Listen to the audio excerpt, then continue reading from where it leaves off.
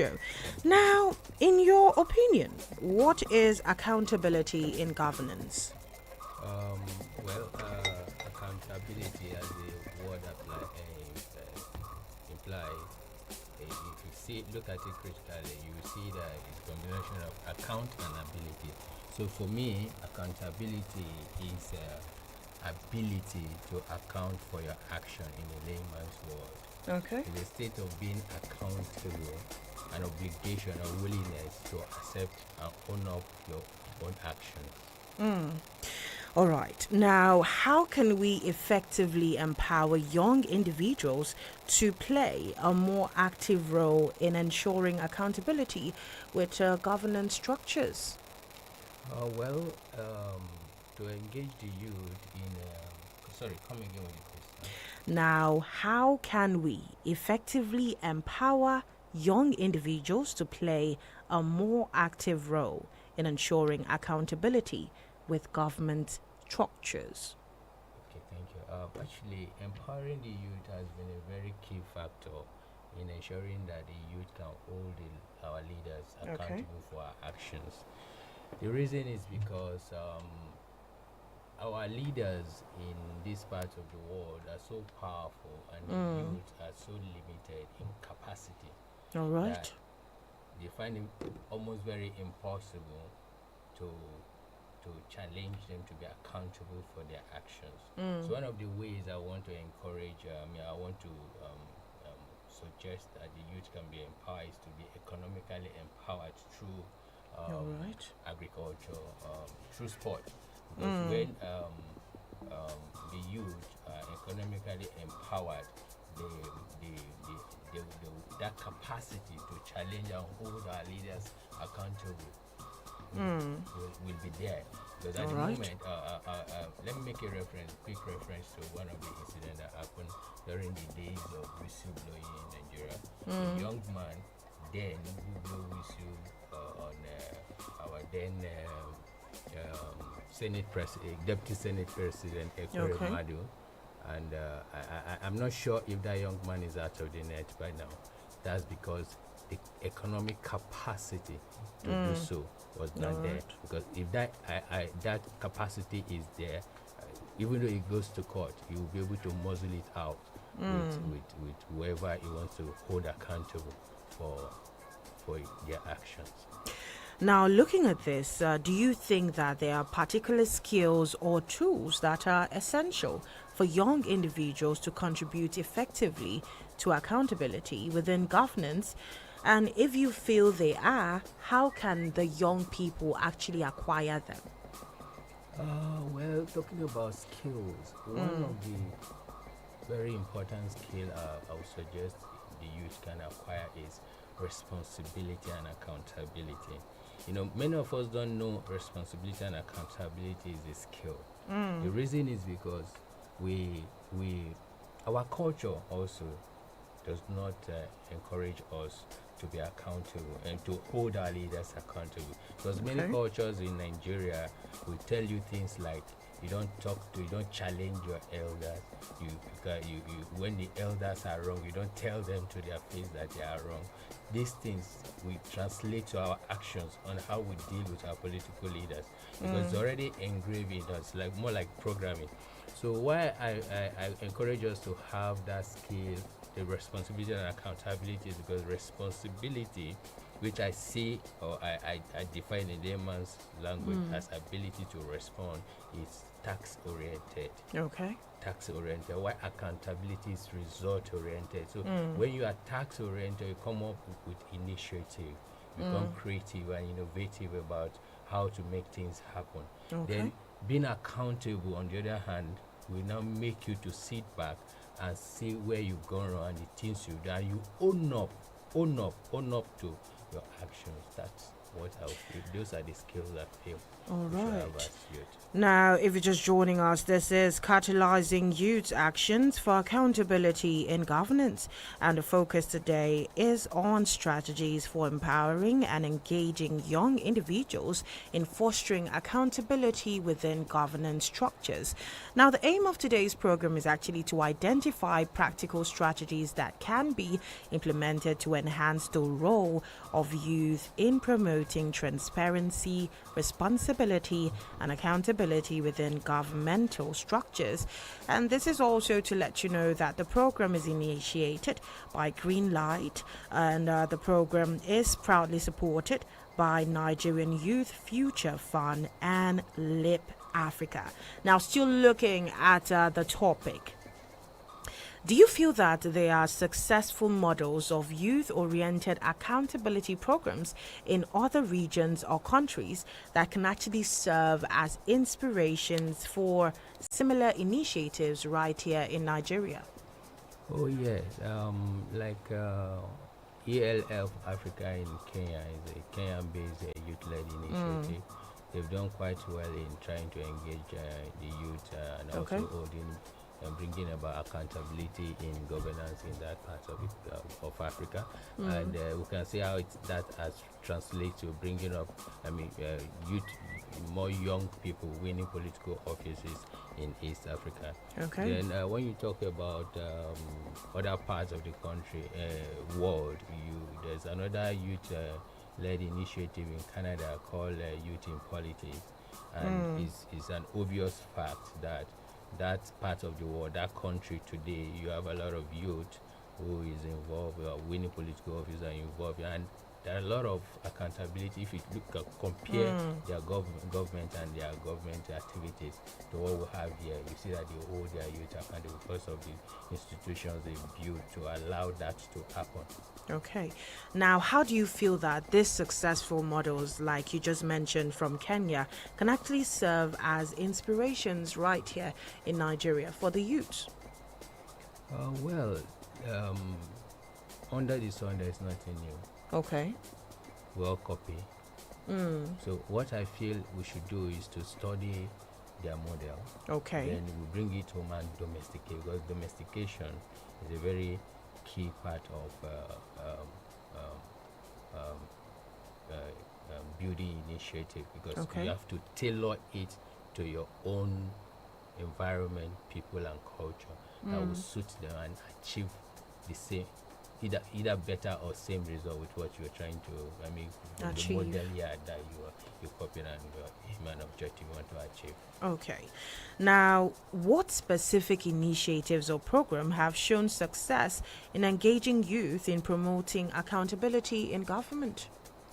Well, in Nigeria, there are a lot of youth-led initiatives that have done quite well, but it's more in economics and entrepreneurship. Okay. Like we have the UWIN, the Shopee, the graduate intensive scheme, and that has, in a way, helped the youth to go into economics and entrepreneurship, where you see a lot of companies and businesses being owned and run by Nigerians today. Okay.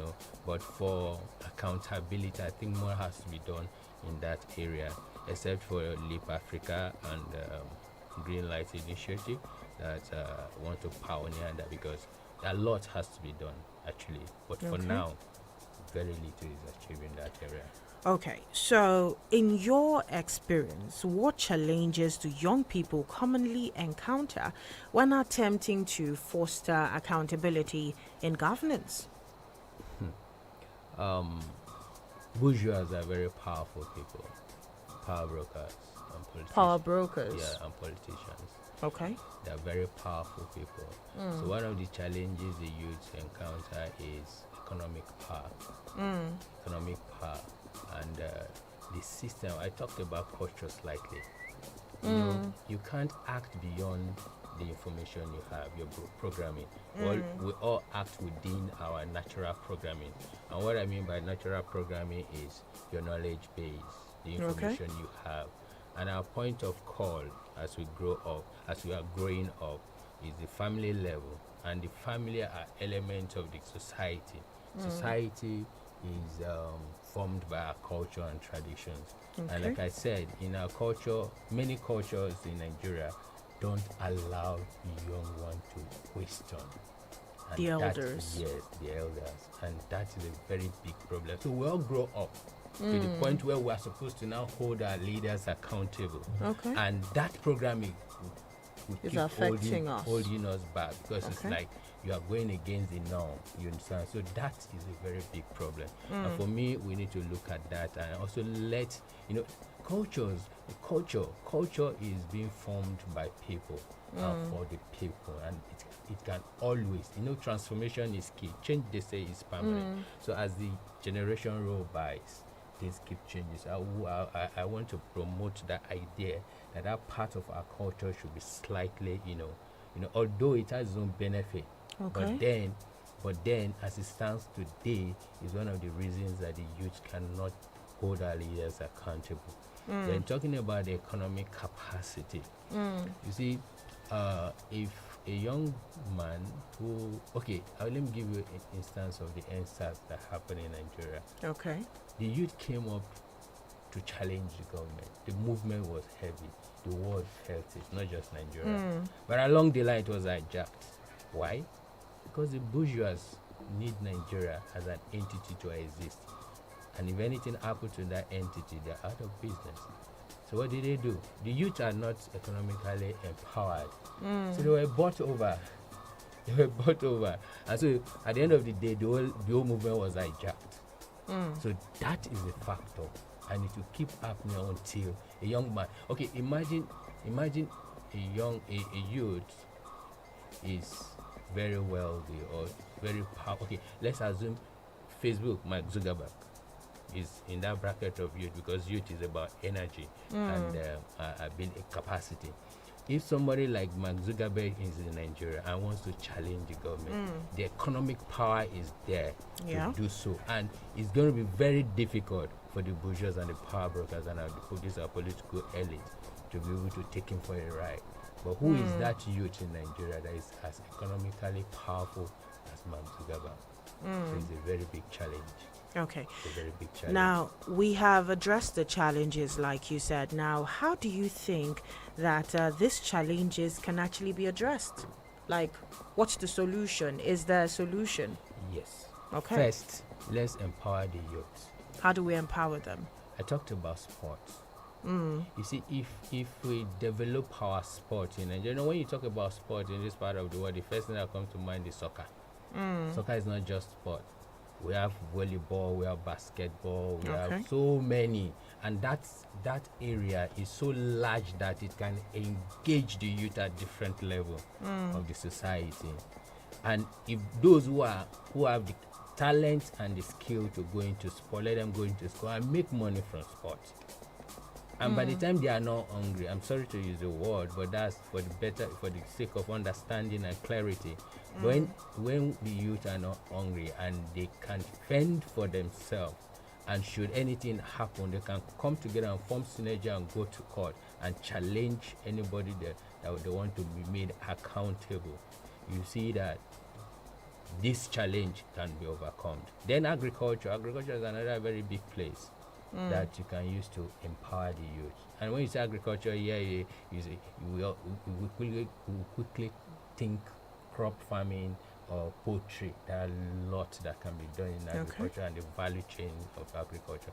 Another very key place that we can also look at in empowering the youth, because first economic empowerment is very key, is tech. Okay. Tech skills, NGOs. Really, this job of empowering the youth and ensuring that they hold our leaders accountable cannot be left for the government, because who do you want to hold accountable? The political leaders. So how do you want them to come and empower people? That's like asking them to raise opposition. That's how they will look at it. So this work, I feel, should be, this project, I feel, should be pioneered or championed by NGOs and private organizations. So they can engage, they can look into coming up with programs like tech programs for the youth to acquire skills and do remote jobs. Our currency is having a very big challenge now, but for those who are doing remote jobs, they are laughing to the bank. because if they are being paid 1,000, 2,000 from Upwork, Fiverr, and all of these things by showcasing their talent there, by the time they bring it home, it's big money. And when they are okay, like I said, economically stable and capable, they can hold any leader accountable. Okay. Now, bringing it back now, can you share examples of successful strategies that have been employed by youth led initiatives in promoting accountability within local, like Nigeria, or national governance structures? Well, in Nigeria, I think what they did that I will give them a plus for is to bring about youth leadership Okay. offices in political offices, in political parties. That brought about more youth engagement in political activities, because virtually every political party have a youth wing, youth leader, and all of that, and it cut across all the levels from grassroots up to the national level. That, I think, is a plus. And apart from that, I don't see any other very strong initiative that the government have put in place. Because, like I said, it's like saying they should raise people, like raising opposition, and of course, that's going to be bad business for the power workers and the bourgeois. So they rather leave the youth the way they are, incapable economically, and also information is key. You know, when you are aware, you cannot be taken for a ride very, very easily. You know, so these are ways I think. For now in Nigeria, apart from that, I don't see any other youth in Nigeria. Like I said, is in terms of economic empowerment and other, but in terms of accountability, very little is been done in that aspect. All right. Now, earlier you mentioned tech. Now, how do you feel that technology can be harnessed to engage or enhance the engagement and impact of young individuals in fostering accountability in government actions? All right, technology is a blessing to our generation How is it a blessing? because it's increases capacity. It makes you to achieve more with very little resources. Like with the social media, you can be in one place and have 1 million followers, and you can do that from the comfort of your bedroom. Are you with me? And the coming of the social media also has also challenged the print and news media, because now business if you go deep down, you see business is not booming for them as it used to be. Technology, and now news fly very fast now, not like before. You have to wait for 4 o'clock or 2 o'clock or 12 o'clock or news on the air before you know what is happening. At every second when you flick through your social media, you get information. That's how technology can be used. Now digitization is one aspect. Building institution also can make people to become accountable. How do you build institution? If you build institution, become stronger when they are digitized, especially when the processes their processes in any government structure or agency or parastatal, when they digitize their processes, it will reduce corruption and also bring about transparency. Because okay, let me give you an instance. In developed world, virtually salary of every public office holder is on the internet. So you can just sit in your room and check what a minister is earning, check what a president is earning, senator is earning, but such is not here. Why? Because technology has not been enabled to that level. So budget is the salary budget. There's a commission for such. If they can look into the area of technology and bring their data on the internet, you see that will bring about accountability and transparency, and so many other ways that technology can be. So digitization of processes is another way where. So, in essence, technology would help in the digitalization of processes, yeah? Yes. Okay, now, what role does civic education play in preparing young people to actively participate in holding government officials accountable? Very important. Very important. Civic education play a very great role.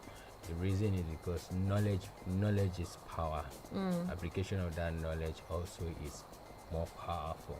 So at that young level, if civic education is given the required attention, you find out that before the child grows up to the point where he want to start asking their leaders accountable, the child himself, who is going to become a youth now, will hold himself accountable first, because he knows that when he goes into the system of governance, he will be held accountable for his own actions. So civic education prepare people to become aware and also become accountable for their actions when they want, in terms of political and government activities and engagement. All right.